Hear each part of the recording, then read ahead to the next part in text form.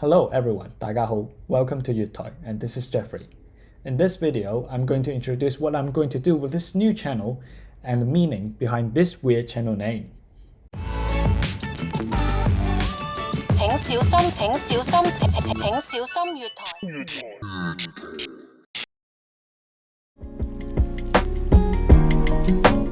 So, the channel name, Jyut Toi, what does that mean? So we can divide into two parts, Jyut and Toi. Jyut can have two meanings. The first one is a noun, meaning the Canton area. The second meaning is an adjective, meaning Cantonese. And Toi, on the other hand, means channel. So, you guessed it, Jyut Toi is Cantonese channel. And in case you haven't realized, it's also a pun. Its homophone, Jyut Toi, in Cantonese also means train platform. So, what is this channel about? This channel is dedicated to people who learn Cantonese as a foreign language.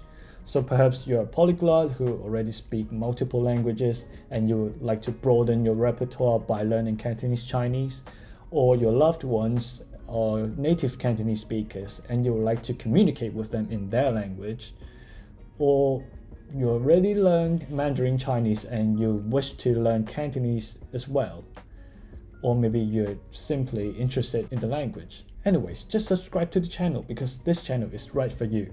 In this channel, I'll be uploading a series of informative videos to help you learn Cantonese. I'll be introducing all the key knowledge that you have to be aware of, plus a ton of tips that will help you learn Cantonese more efficiently along the way. If you can't wait any more longer for the upcoming videos, check out the Jyut Toi Instagram page now. Currently, I'm uploading a Cantonese phrase every day, with the pronunciation, with the explanation, and with example sentences, so you can learn a new phrase every day. I'll be dropping the link of the Instagram page below in the description, so make sure you check it out and follow it. And back on this YouTube channel, what I'm going to do is I'll be producing video for all levels of Cantonese learners.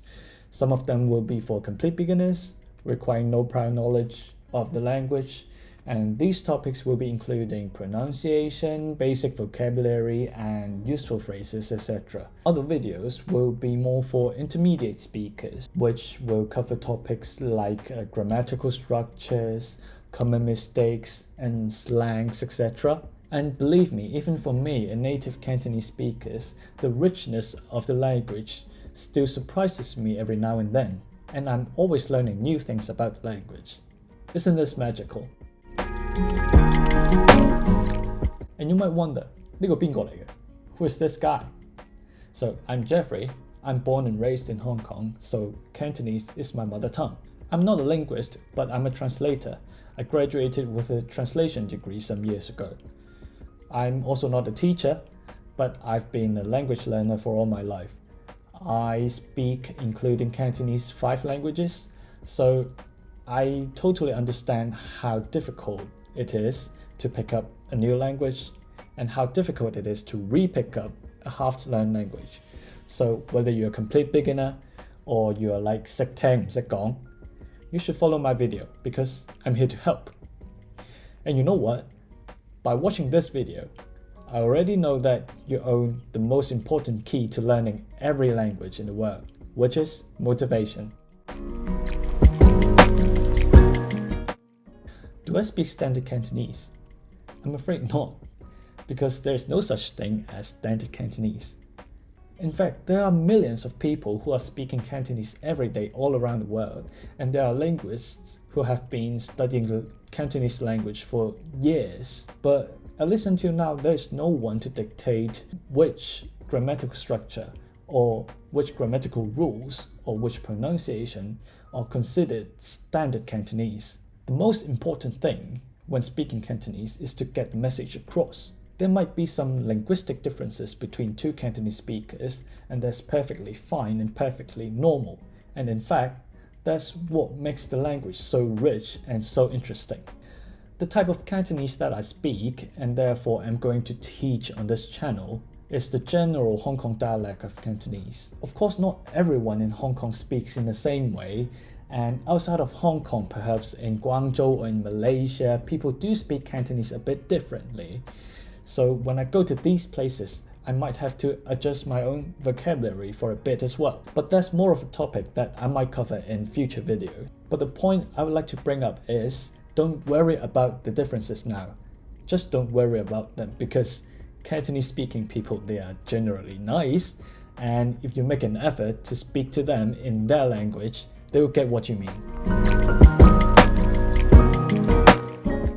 So on the focus of this channel, in my opinion, Cantonese is more of a spoken language than a written language. So I'll be focusing more on your speaking and listening abilities.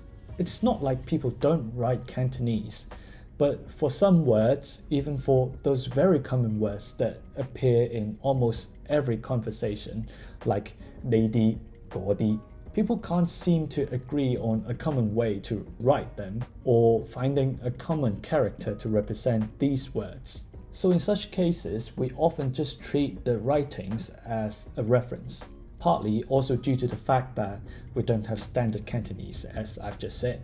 And well, perhaps we can all agree on Chinese characters are complicated, so to learn how to speak Cantonese and learn how to write Chinese characters at the same time might be a bit too overwhelming. The Chinese characters of the Cantonese phrases I teach, of course they will be appearing in the video as a reference, but I probably won't be putting too much focus in them. Alright, so I've briefly introduced my channel. If you're still interested in learning Cantonese, which I really hope you do, please subscribe to the channel, like this video, and comment below on why are you wanting to learn Cantonese and what are your struggles in learning it. It will be interesting to know, and it also helps me in making future videos. So that's it for today. 我哋下條片見. See you in the next video. Bye bye 啦.